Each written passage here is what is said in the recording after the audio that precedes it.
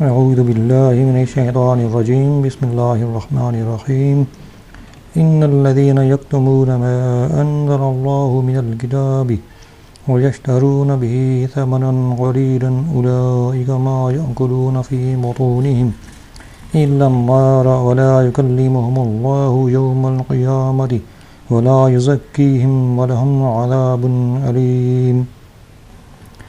ترجمہ: بے شک وہ لوگ جو اللہ کی نازل کی ہوئی کتاب کو چھپاتے ہیں اور اس کے بدلے ذلیل قیمت لیتے ہیں، وہ اپنے پیٹ میں آگ ہی بھرتے ہیں، اور اللہ قیامت کے دن ان سے نہ کلام فرمائے گا اور نہ انہیں پاک کرے گا، اور ان کے لیے دردناک عذاب ہے۔ کافروں کے ایک گروہ مشرکین کے اعمال کا ذکر کرنے کے بعد اب دوسرے گروہ یعنی یہودیوں کا تذکرہ کیا جا رہا ہے۔ پہلا گروہ اللہ کے حق میں کوتاہی کرنے والا تھا، اور دوسرا گروہ نبی کریم صلی اللہ علیہ وسلم کے حق میں کوتاہی کرنے والا ہے۔ شان نزول: یہودیوں کے سردار اور علماء یہ امید رکھتے تھے کہ نبی کریم صلی اللہ علیہ وسلم ان میں سے مبعوث ہوں گے، لیکن جب انہوں نے دیکھا کہ سرکار دو عالم صلی اللہ علیہ وسلم دوسری قوم میں سے مبعوث ہو گئے ہیں تو انہیں یہ اندیشہ ہوا کہ لوگ توریت اور انجیل میں حضور پر نور صلی اللہ علیہ وسلم کے اوصاف دیکھ کر آپ کی فرمانبرداری کی طرف جھک پڑیں گے، اور ان یہودی سرداروں اور علماء کے نذرانے، ہدیے، تحفے، تحائف سب بند ہو جائیں گے، حکومت جاتی رہے گی۔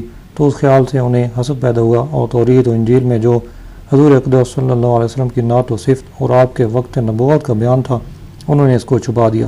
اس پر یہ آیت مبارکہ نازل ہوئی۔ یہودیوں کے اس طرح کے طرز عمل پر فرما دیا گیا کہ ذاتی مفادات، مال دنیا اور عیش و آرام کی خاطر اللہ تعالیٰ کی کتاب اور اس کے احکام، عظمت و شان مصطفی صلی اللہ علیہ وسلم چھپانے والے مال و دولت سے اپنے خزانے نہیں بھر رہے، بلکہ حقیقت میں اپنے پیٹ میں جہنم کی آگ بھر رہے ہیں کہ یہ حرکات انہیں جہنم میں لے جانے کا سبب ہوں گی۔ قیامت کے دن یہ لوگ اللہ سے ہم کلامی کے شرف سے محروم ہوں گے، رحمت الہی ان سے دور ہوگی، کفر و معصیت کی گندگی میں ڈوبے ہوئے ہوں گے، اور انہیں کسی بھی طرح گناہوں سے پاک نہیں کیا جائے گا بلکہ جہنم میں پھینکا جائے گا۔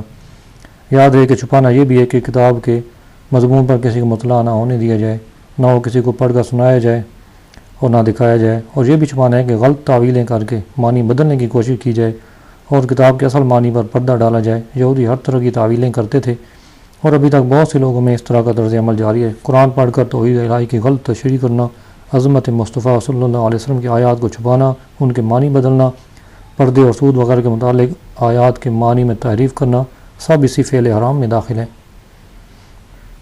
اولئک الذین اشتروا الضلالۃ بالہدی والعذاب بالمغفرۃ فما اصبرهم علی النار۔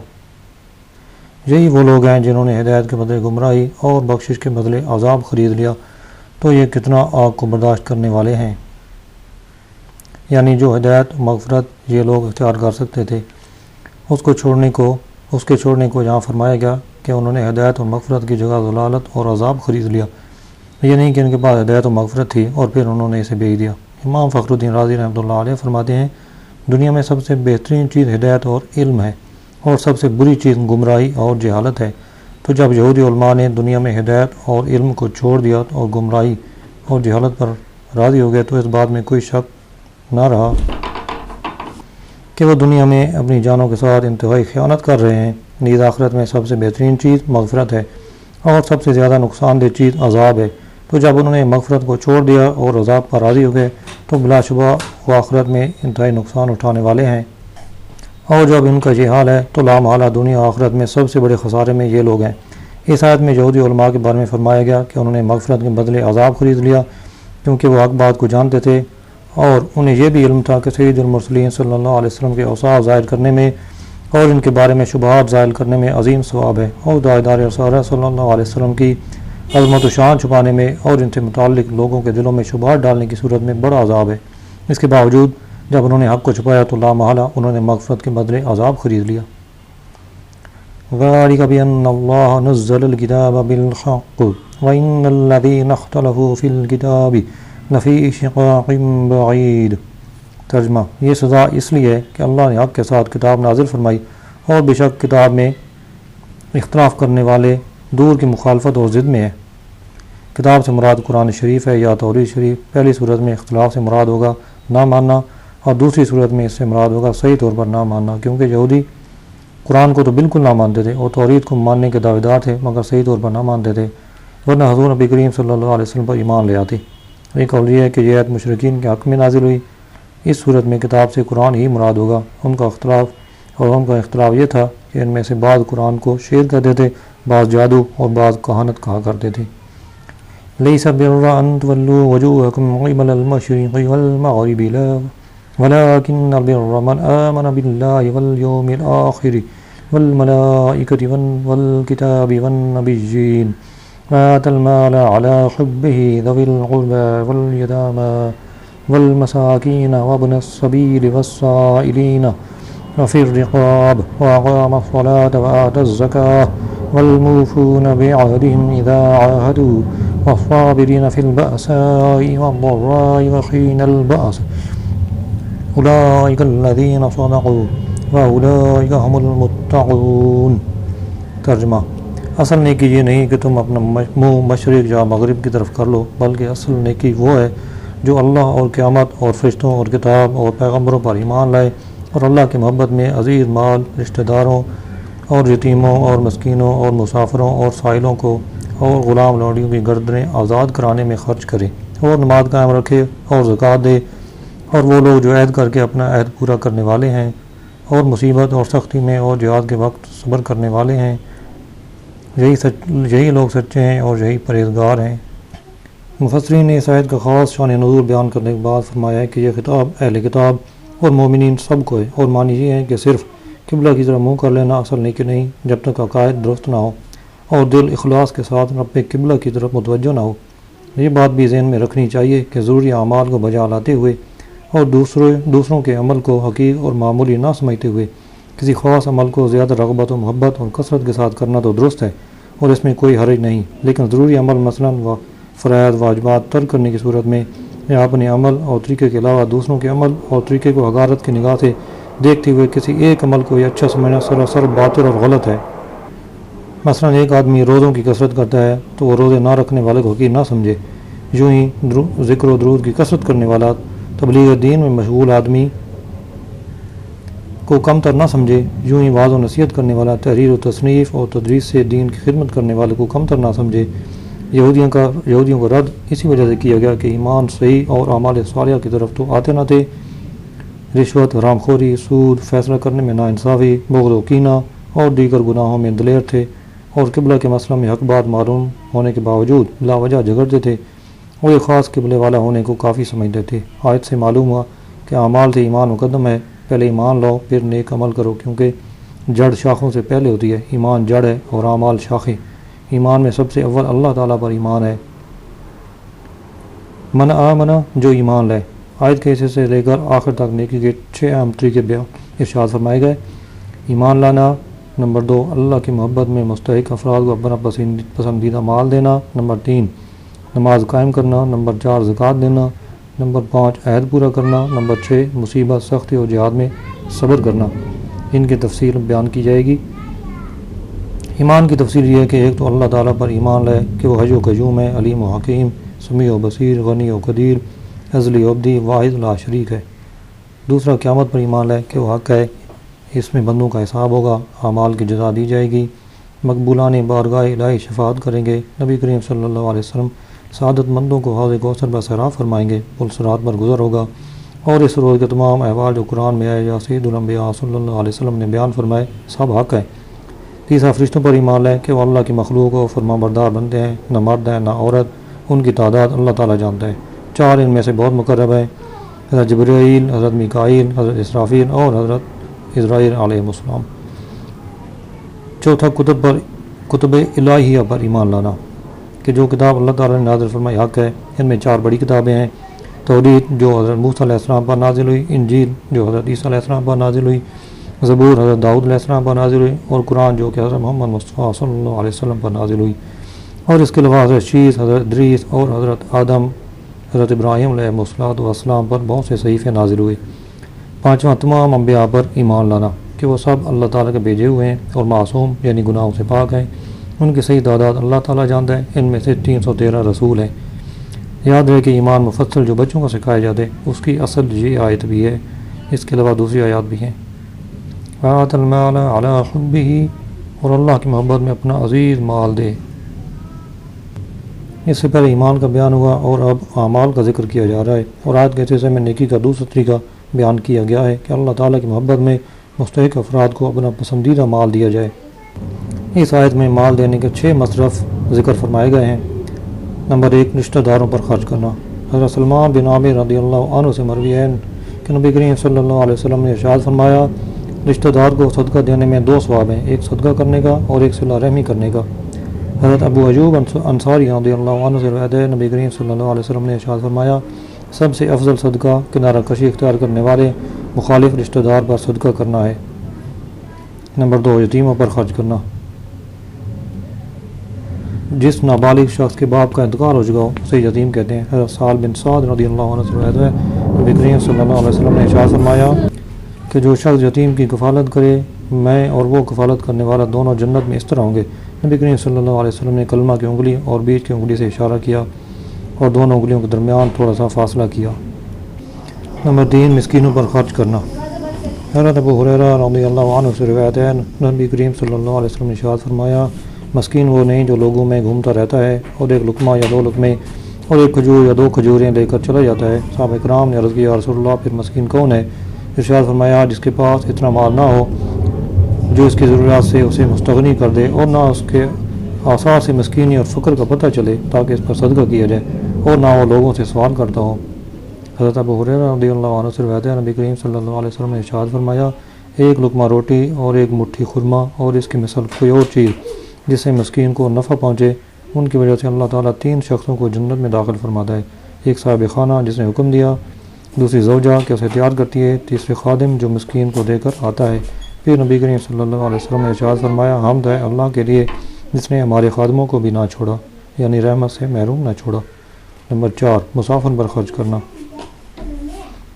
حضرت ابو ہریرہ رضی اللہ عنہ سے روایت ہے، نبی کریم صلی اللہ علیہ وسلم نے ارشاد فرمایا، مومن کو اس کے عمل اور نیکیوں سے مرنے کے بعد بھی یہ چیزیں پہنچتی رہتی ہیں، علم جس کی اس نے تعلیم دی اور ارشاد کی، نیک اولاد جسے چھوڑ کر مرا، یا مصحف جسے میراث میں چھوڑا، یا مسجد بنائی، یا مسافر کے لیے مکان بنا دیا، نہر جاری کر دی، یا اپنی صحت اور زندگی میں اپنے مال میں سے صدقہ نکال دیا جو اس کے مرنے کے بعد اس کو ملے گا۔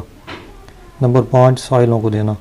یاد ہے کہ صرف اس سائل کو اپنا مال دے سکتے ہیں جسے سوال کرنا شرعی طور پر جائز ہو، جیسے مسکین، جہاد اور علم دین حاصل کرنے میں مشغول افراد، اور جسے سوال کرنا جائز نہیں اس کے سوال پر اسے دینا بھی ناجائز ہے اور دینے والا گناہ گار ہوگا۔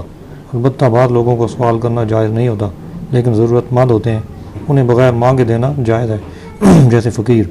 صدر شریعہ مفتی امجد ریاض میں فرماتے ہیں، آج کل یہ عام بلا پھیلی ہوئی ہے کہ اچھے خاصے تندرست چاہیں تو کما کر اوروں کو کھلائیں، مگر انہوں نے اپنے وجود کو بیکار قرار دے رکھا ہے کہ کون محنت کرے، مصیبت جھیلے، بے مشقت جو مل جائے تو تکلیف کیوں برداشت کرے، ناجائز طور پر سوال کرتے اور بھیک مانگ کر پیٹ بھرتے ہیں، اور بہت سے ایسے ہیں کہ مزدوری تو مزدوری، چھوٹی موٹی تجارت کو ننگ و عار خیال کرتے اور بھیک مانگنا کہ حقیقتاً ایسوں کے لیے بیزتی ہے اور بے غیرتی ہے، مایہ عزت سمجھتے ہیں، اور بہت ساروں نے تو بھیک مانگنا اپنا پیشہ ہی بنا رکھا ہے، گھر میں ہزاروں روپے ہیں، سود کا لین دین کرتے، زراعت وغیرہ کرتے ہیں، مگر بھیک مانگنا نہیں چھوڑتے۔ ان سے کہا جاتا ہے تو جواب دیتے ہیں کہ یہ ہمارا پیشہ ہے، کیا ہم اپنا پیشہ چھوڑ دیں؟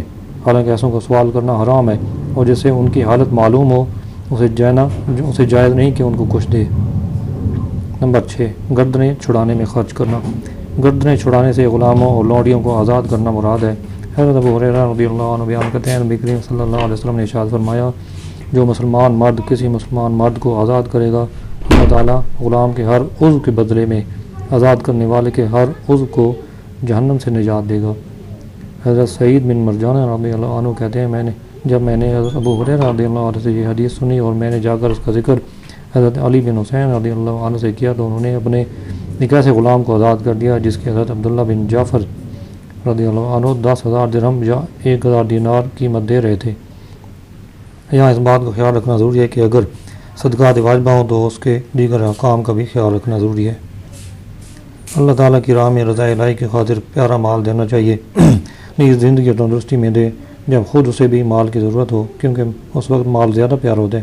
اللہ تعالیٰ اپنے نیک بندوں کو وصف بیان کرتے ہوئے ایک مقام پر ارشاد فرماتا ہے، اور وہ اللہ کی محبت میں مسکین اور یتیم اور قیدی کو کھانا کھلاتے ہیں اور کہتے ہیں کہ ہم تمہیں خاص اللہ کی رضا کے لیے کھانا کھلاتے ہیں، ہم تم سے کوئی بدلہ یا شکریہ نہیں چاہتے۔ پھر فرمایا، تم ہرگز بلائی کو نہیں پا سکو گے جب تک رائے خدا میں اپنی پیاری چیز خرچ نہ کرو۔ حضرت ابو ہریرہ رضی اللہ عنہ فرماتے ہیں ایک آدمی نبی کریم صلی اللہ علیہ وسلم کی بارگاہ میں حاضر ہو کر عرض گزار ہوا کہ یا رسول اللہ صلی اللہ علیہ وسلم کون سا صدقہ ثواب کے لحاظ سے بڑا ہے؟ ارشاد فرمایا جب کہ تم تندرستی کی حالت میں صدقہ دو اور تمہیں خود مال کی ضرورت ہو اور تنگ دستی کا خوف بھی ہو اور مالداری کا اشتیاق بھی، یہ نہ ہو کہ جان گلے میں آپ ہم سے کہے کہ اتنا فلاں کے لیے اتنا فلاں کے لیے، حالانکہ اب تو وہ فلاں کا ہو چکا ہے۔ وَأَقَامَ الصَّلَاةَ وَآتَى الزَّكَاةَ اور نماز قائم رکھے اور زکوٰۃ دے۔ آیت کے اس حصے میں نیکی کا تیسرا اور چوتھا طریقہ بیان کیا گیا ہے کہ فرض نمازیں ان کے ارکان و شرائط کے ساتھ ادا کرے اور اس کے مال میں جو زکوٰۃ واجب ہو اسے ادا کرے۔ وَالْمُوفُونَ بِعَهْدِهِمْ اور اپنے عہد پورا کرنے والے۔ یہاں نیکی کے پانچویں طریقہ کا بیان ہے اور اس آیت میں عہد سے سارے جائز وعدے مراد ہیں، خواہ اللہ تعالیٰ سے کیوں یا رسول کریم صلی اللہ علیہ وسلم سے یا اپنے شیخ سے یا نکاح کے وقت بیوی سے یا کسی اور سے، جیسے حکمرانوں کے وعدے عوام سے، بشرطے کہ جائز وعدے ہوں۔ ناجائز وعدوں کو پورا کرنے کی اجازت نہیں ہے۔ وَالصَّابِرِينَ فِي الْبَأْسَاءِ وَالضَّرَّاءِ وَحِينَ الْبَأْسِ اور مصیبت اور سختی میں اور جہاد کے وقت صبر کرنے والے۔ آیت کے اس حصے میں نیکی کے چھٹے طریقے کا بیان ہے کہ فقر و فاقہ اور بیماری وغیرہ کی مصیبت و سختی میں اور رائے خدا میں ہونے والی جنگ میں قتال کے وقت صبر کیا جائے۔ اولئک الذین صدقوا واولئک هم المتقون، یہی لوگ سچے ہیں اور یہی پرہیزگار ہیں، یعنی صحیح عقائد رکھنے والے اور نماز، زکوٰۃ، صدقات کے عامل، صبر کے عادی، وعدے کے پابند اور نیک اعمال کرنے والے ہی اپنے دعوے ایمان میں کامل طور پر سچے ہیں، جو کفر اور دیگر تمام گناہوں سے بچنے والے ہیں۔ اللہ تعالی ہمیں بھی اپنے ایمان کا دعویٰ پر رکھنے کی توفیق عطا فرمائے، آمین۔ یا ایہا الذین آمنوا کتب علیکم القصاص فی القتلی الحر بالحر والعبد بالعبد والانثى بالانثى فمن عفی له من اخیہ شیء فاتباع بالمعروف واداء الیہ بإحسان ذلک تخفیف من ربکم ورحمہ فمن اعتدی بعد ذلک فلہ عذاب علیم۔ ترجمہ: اے ایمان والو، تم پر مقتولوں کے خون کا بدلہ لینا فرض کر دیا گیا، آزاد کے بدلے آزاد، غلام کے بدلے غلام اور عورت کے بدلے عورت، تو جس کے لیے اس کے بھائی کی طرف سے کچھ معافی دے دی جائے تو اچھے طریقے سے مطالبہ ہو اور وارث کو اچھے طریقے سے ادائیگی ہو، یہ تمہارے رب کی طرف سے آسانی اور رحمت ہے۔ تو اس کے بعد جو زیادتی کرے اس کے لیے دردناک عذاب ہے۔ یہ آیت اوس اور خزرج کے بارے میں نازل ہوئی۔ ان میں سے ایک قبیلہ دوسرے سے قوت، تعداد، مال و شرف میں زیادہ تھا۔ اس نے قسم کھائی تھی کہ وہ اپنے غلام کے بدلے دوسرے قبیلہ کے آزاد کو اور عورت کے بدلے مرد کو اور ایک کے بدلے میں دو کو قتل کرے گا۔ زمانے جاہلیت میں لوگ اسی قسم کی زیادتیوں کے عادی تھے۔ عہد اسلام میں یہ معاملہ نبی کریم صلی اللہ علیہ وسلم کی خدمت میں پیش ہوا تو یہ آیت نازل ہوئی اور عدل و مساوات کا حکم دیا گیا۔ اس پر وہ لوگ راضی ہوئے۔ قرآن کریم میں قصاص کا مسئلہ کئی آیتوں میں بیان ہوا ہے۔ اس آیت میں قصاص اور معافی دونوں مسئلے ہیں اور اللہ تعالیٰ کے اس احسان کا بیان ہے کہ اس نے اپنے بندوں کو قصاص اور معافی میں اختیار دیا ہے۔ اس آیت مبارکہ اور اس کے شان نزول سے اسلام کی نظر میں خون انسان کی حرمت کا بھی علم ہوتا ہے۔ خلاصہ کلام یہ ہوا کہ قتل عمد کی صورت میں قاتل پر قصاص واجب ہے، خواہ اس نے آزاد کو قتل کیا ہو یا غلام کو، مرد کو قتل کیا ہو یا عورت کو، کیونکہ آیت میں قتلہ کا لفظ جو قتیل کی جمع ہے وہ سب کو شامل ہے۔ البتہ کچھ افراد اس حکم سے مستثنیٰ ہیں جن کی تفصیل فقہی کتابوں میں دیکھی جا سکتی ہے۔ لیکن اس آیت میں یہ بھی بتایا گیا کہ جو قتل کرے گا وہی قتل کیا جائے گا، خواہ آزاد ہو یا غلام، مرد ہو یا عورت۔ زمانے جاہلیت کی طرح نہیں کیا جائے گا۔ ان میں رائے تھا کہ آزادوں میں لڑائی ہوتی تو ایک کے بدلے میں دو کو قتل کرتے، غلاموں میں ہوتی تو بجائے غلام کے آزاد کو مارتے، عورتوں میں ہوتی تو عورت کے بدلے مرد کو قتل کرتے۔ محض قاتل کے قتل پر اکتفا نہ کرتے بلکہ بعض اوقات بہت بڑی تعداد میں قتل و غارت گری کا سلسلہ جاری رکھتے۔ ان سب چیزوں سے منع کر دیا گیا۔ فمن عفی له من اخیہ شیء، تو جس کے لیے اس کے بھائی کی طرف سے کچھ معافی دے دی جائے۔ اس کا معنی یہ ہے کہ جس قاتل کو مقتول کے اولیاء کچھ معاف کریں، جیسے مال کے بدلے معاف کرنے کا کہیں تو یہاں قاتل اور اولیاء مقتول دونوں کا اچھا طریقہ اختیار کرنے کا فرمایا گیا ہے۔ مقتول کے اولیاء سے فرمایا کہ اچھے انداز میں مطالبہ کریں، شدت و سختی نہ کریں، اور قاتل سے فرمایا کہ وہ خون بہا کی ادائیگی میں اچھا طریقہ اختیار کرے۔ آیت میں قاتل اور مقتول کے وارث کو بھائی کہا گیا۔ اس سے معلوم ہوا کہ قتل اگرچہ بڑا گناہ ہے مگر اس سے ایمانی بھائی چارہ ختم نہیں ہو جاتا۔ اس میں خارجیوں کے مذہب کی تردید ہے جو کبیرہ گناہ کے مرتکب کو کافر کہتے ہیں۔ اہل سنت کا عقیدہ یہ ہے کہ گناہ کبیرہ کا مرتکب فاسق ہوتا ہے، کافر نہیں ہوتا۔